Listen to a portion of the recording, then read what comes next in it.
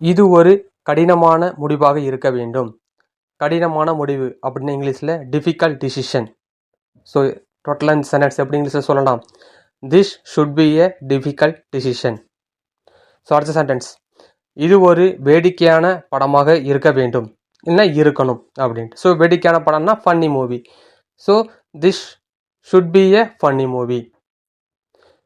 அடுத்த சென்டென்ஸ், அது ஒரு தவறாக இருக்கணும், இல்லை இருக்க வேண்டும்.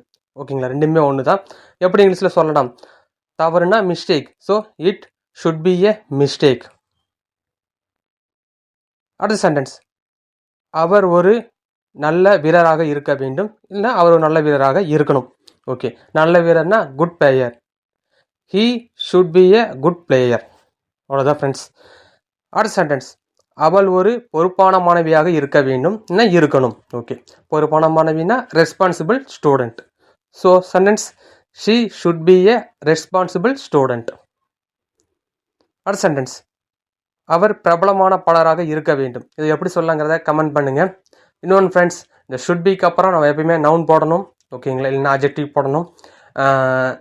எந்த மாதிரி சுச்சுவேஷனில் யூஸ் பண்ணால் அட்வைஸ் பண்ணும்போது, சஜஷன் சொல்லும் போது, அப்புறம் டியூட்டியில், அதே மாதிரி கெஸ்ஸில்.